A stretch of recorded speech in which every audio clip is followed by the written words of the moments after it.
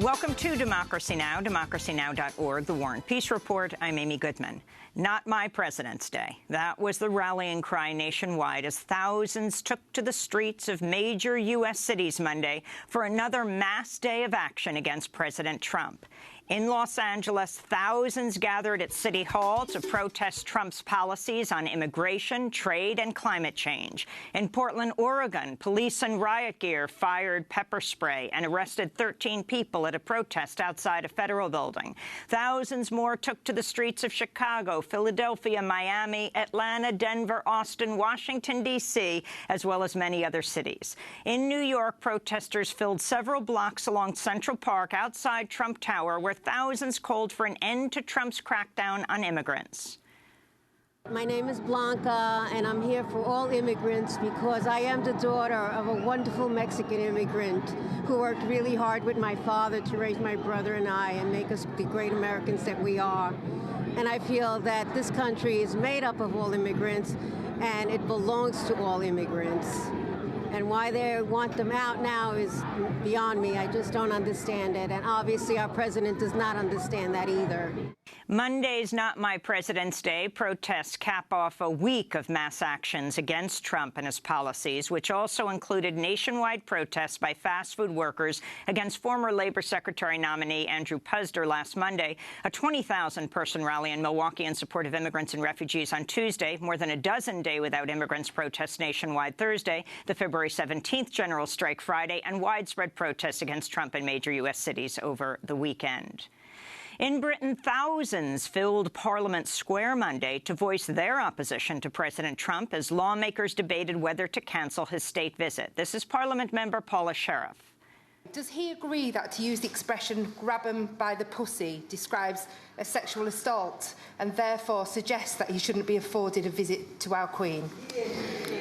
Entirely agree. I mean, his manner, his behaviour throughout the election period of one that's greatly worrying. That's British Prime Minister Paul Flynn agreeing that Trump's comments captured a 2005 NBC Access Hollywood video constitute him bragging about sexual assault. Nearly 2 million Brits have signed a petition calling on President Trump's official state visit to be cancelled, arguing it would cause embarrassment to the Queen. We'll go to London later in the broadcast. Back in the United States, President Trump has named General H.R. McMaster to be General Michael Flynn's replacement as National Security Advisor. So I just wanted to announce, we've been working all weekend, very diligently, very hard, that General H.R. McMaster will become the National Security Advisor. He's a man of tremendous talent and tremendous experience. General McMaster served in the Persian Gulf War in Afghanistan and Iraq. He's well known for his 1977 book, Dereliction of Duty, in which he criticizes Vietnam-era generals for not challenging President Johnson and Defense Secretary Robert McNamara over their strategies. McMaster recently argued for an expansion of the U.S. Army, claiming in a 2016 testimony to a Senate Armed Services Subcommittee that the Army, quote, risks being too small to secure the nation, unquote. This recommendation dovetails with Trump's vows to increase the number of active-duty U.S. soldiers by tens of thousands. Trump's choice continues his reliance on military generals for top positions, which also include General John Kelly as head of the Department of Homeland Security and General James Mattis as Defense Secretary. President Trump is doubling down on his false claims. Sweden's struggling with immigration-related security problems after he faced widespread criticism and ridicule for appearing to invent a terrorist attack in Sweden while speaking at his 2020 campaign rally in Melbourne, Florida, on Saturday. Here's the bottom line. We've got to keep our country safe. You look at what's happening. We've got to keep our country safe.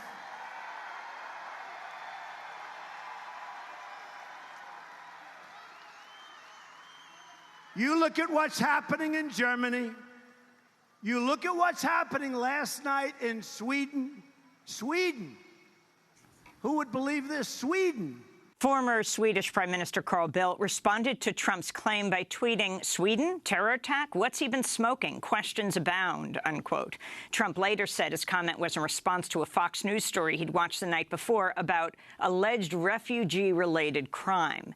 Sweden's crime rate has fallen over the last decade, even as it's accepted hundreds of thousands of refugees, including people from Syria.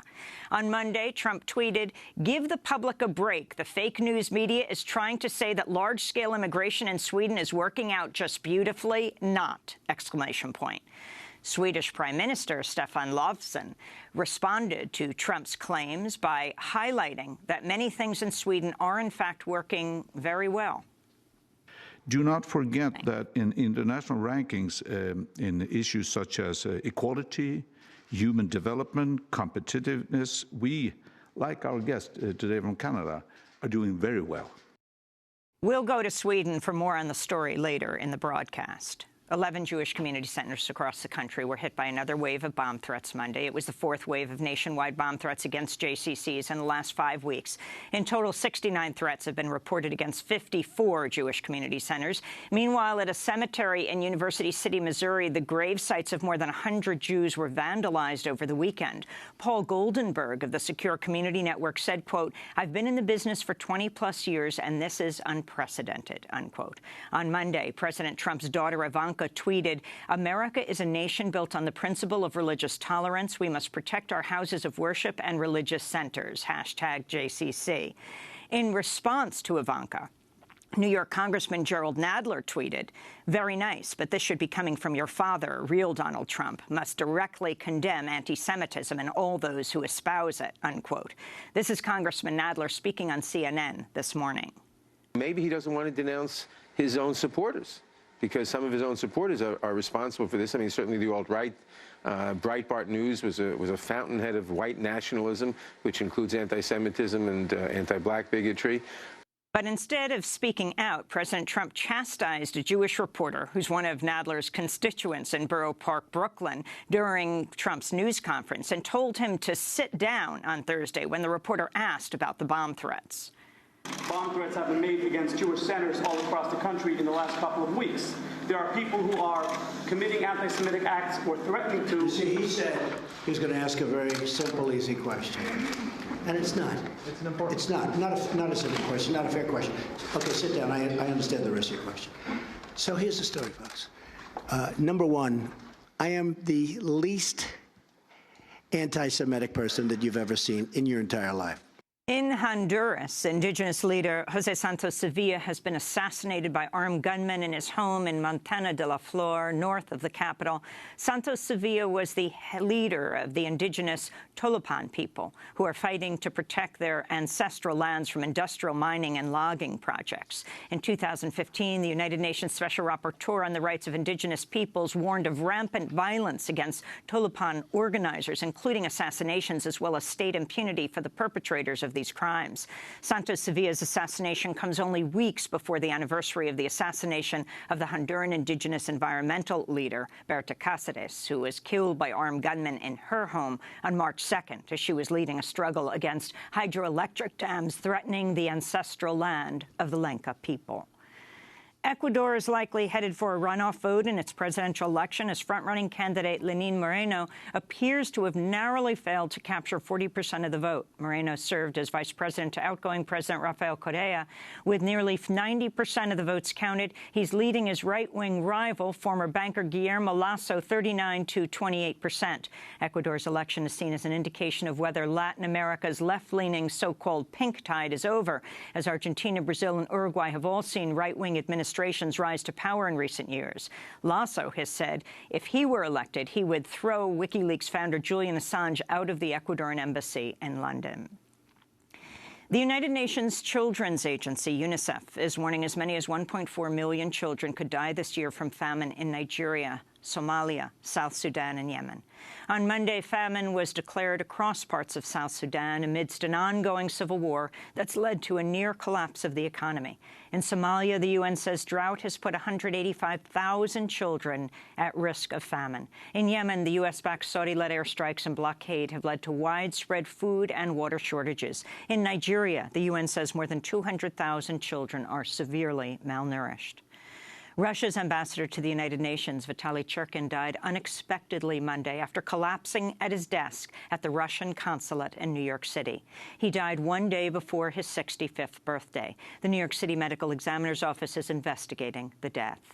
In North Dakota, water protectors at the Oceti-Sakwan resistance camp are facing an evacuation deadline Wednesday as the fight continues against the $3.8 billion Dakota Access Pipeline. North Dakota Governor Doug Burgum ordered the evacuation. Water protectors are currently cleaning up the camp ahead of the anticipated seasonal flooding of the area. Some water protectors are asking for more time to continue the cleanup. Uber has hired former Attorney General Eric Holder as the company faces allegations of sex harassment from a former engineer in a public blog post titled "Reflecting on One Very, Very Strange Year at Uber." Engineer Susan Fowler-Rigetti wrote about how she was propositioned for sex by a male colleague on her very first day working with a new team at Uber. She says her report of this incident and multiple others were ignored by Uber's Human Resources Department. White nationalist Milo Yiannopoulos is facing widespread backlash after he appeared to endorse pedophilia, leading to the cancellation of upcoming speaking gigs as well as the publication of his book. In his comments, Yiannopoulos discredits age of consent laws and said relationships, quote, between younger boys and older men can be hugely positive experiences, unquote. Simon & Schuster said Monday it canceled publication of Yiannopoulos' book, Dangerous. The American Conservative Union has rescinded an invitation to speak at its upcoming annual conference. Yiannopoulos also faced widespread opposition during his recent speaking tour at universities in the United States, where students were opposed to his long history of making racist, sexist, and xenophobic statements. At least 2 University of California campuses were forced to cancel his speaking events amidst protests. And the historian and activist Marilyn Young has died at the age of 79. She taught at New York University for 35 years and was a pioneering historian of U.S. foreign relations. She was the author of The Vietnam Wars, 1945 to 1990, one of the most important books on the Vietnam War. She was also the editor of countless other books on U.S. militarism, war, and human rights.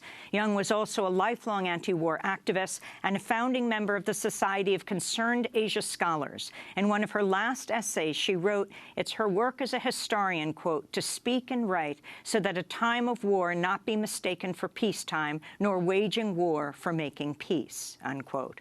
Marilyn Young repeatedly appeared on Democracy Now! Over the years, including in 2009, when I asked her about the legacy of Defense Secretary Robert McNamara, who served under Presidents Kennedy and Johnson and played a critical role in escalating the U.S. war in Vietnam. He almost comes to terms, and then he runs away from coming to terms, and he does the same thing, I think, in Fog of War, and he did that same thing for the whole of the rest of his life.